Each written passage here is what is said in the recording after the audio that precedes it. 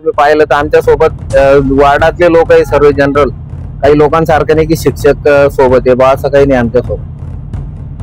तुम्हाला वाटतं का आपला विजय नक्की असं? 100% नक्की आहे, कारण की त्यांना माझ्यावर आरोप करायला दुसरी जागा, लोकांचे घर बांधतो मी त्यांच्यासारखं असं कुठं टाकला नाही. काही लोकांनी सोनं गाण ठेवून या गोष्टी करून यांना 15-20 लाख रुपये दिले. त्यांची टेंडन्सी काय, 15 वर्ष वापरायचे, ते पैसे वापरून परत करून द्यायचे. आणि ते लोक काही असे आहे की ते आत्महत्यापर्यंत प्रवृत्त झाले. त्यांचं सरपंचापासून असो, मार्केट पासून, ही ताई मार्केटला निवडून आली, 9 मिटिंगांना गैरहजर राहतात. तुम्ही नुसते निवडून येता, पदाला न्याय देत नाही, तुम्ही 9 मिटिंगा गैरहजर राहता. त्या वार्डामध्ये तुम्ही काय विकास करणार? आणि राहिला विषय या वार्डाचा विषय, या वार्डामध्ये योजनाताईंची उमेदवारी पाहिजे होती. यांनी फक्त मारून मुसून ते ताईला 9 नंबर मध्ये पाठवलं होतं. आणि तिथं बी विजू भोसले उमेदवार, त्यांच्या समोर बी त्यांच्याच एक भोसले म्हणून उभा करून दिलेला आहे. हे या लोकांची टेंडन्सी आहे. त्याच्यामुळे हे लोक फक्त आपल्या घरातच सर्व पद पाहिजे या हेतूने सर्व हे लोक या वार्डात लढत आहे. आणि आम्ही जनरल गल्लीतला नगरसेवक म्हणून यांच्यासारखं नाही.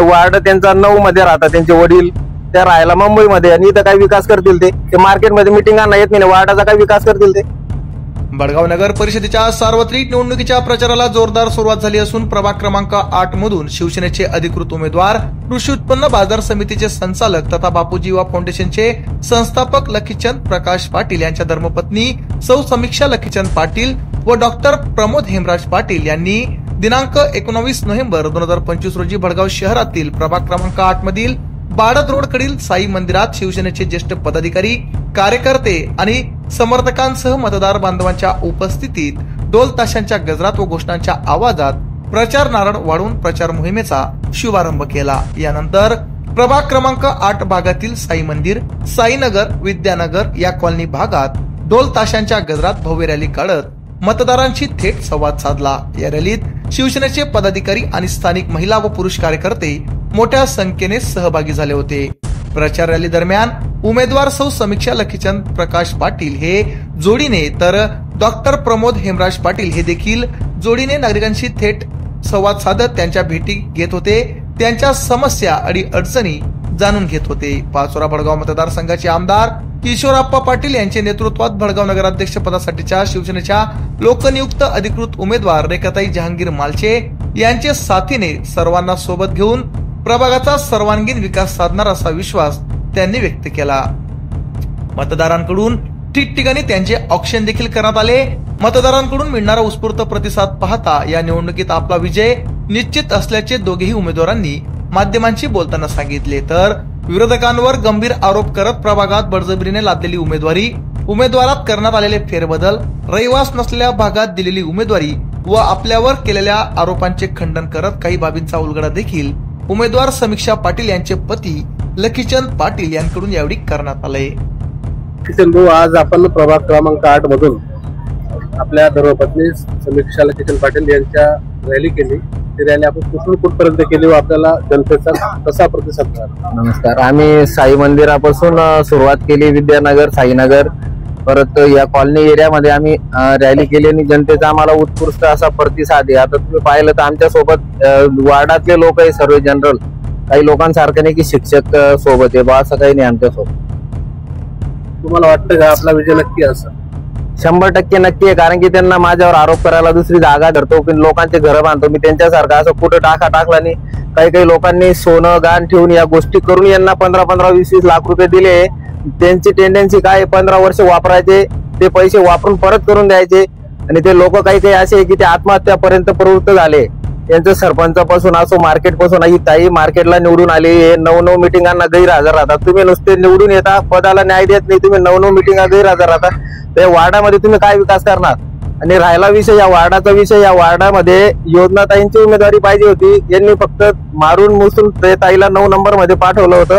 आणि तिथं बी विजू भोसले उमेदवार, त्यांच्या समोर बी त्यांच्याच एक भोसले म्हणून उभा करून दिलेला आहे. हे या लोकांची टेंडन्सी आहे. त्याच्यामुळे हे लोक फक्त आपल्या घरातच सर्व पद पाहिजे या हेतूने सर्व हे लोक या वार्डात लढत आहे. आणि आम्ही जनरल गल्लीतला नगरसेवक म्हणून यांच्यासारखं नाही. वार्ड त्यांचा 9 मध्ये राहतात, त्यांचे वडील त्या राहायला मुंबईमध्ये, आणि इथं काय विकास करतील? ते मार्केटमध्ये मिटिंगांना येत नाही, वार्डाचा काय विकास करतील? ते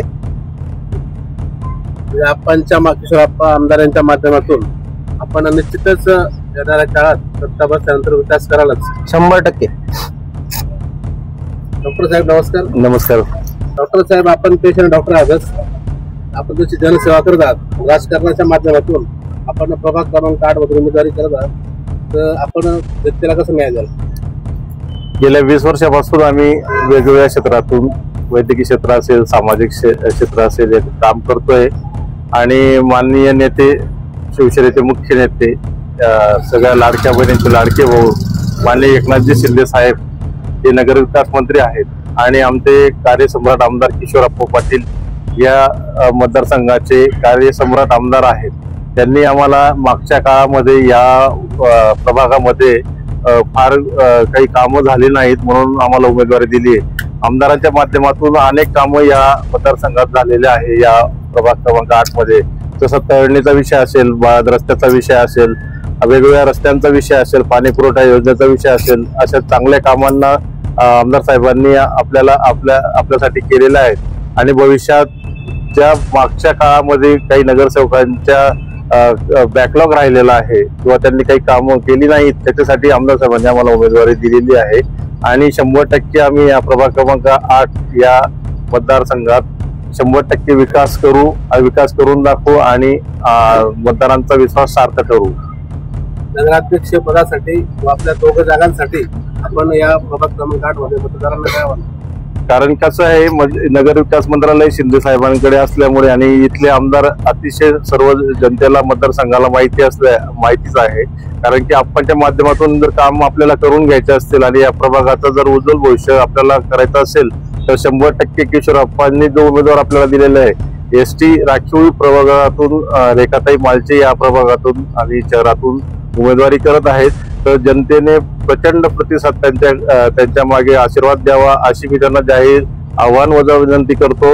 कारण की आमदारांशिवाय आमदारांचा नगराध्यक्ष असल्याशिवाय या शहराचा विकास होणार नाही आणि हा मतदारसंघ अतिशय सुशिक्षित असल्यामुळे सगळ्यांना या गोष्टीची कल्पना आहे. त्यामुळे आम्हाला प्रचंड प्रतिसाद असा हा जनतेतून मिळत आहे. आमच्या चॅनलला लाईक करा, सबस्क्राईब करा, बेल आयकॉनवर क्लिक करा आणि हो शेअर करायला विसरू नका.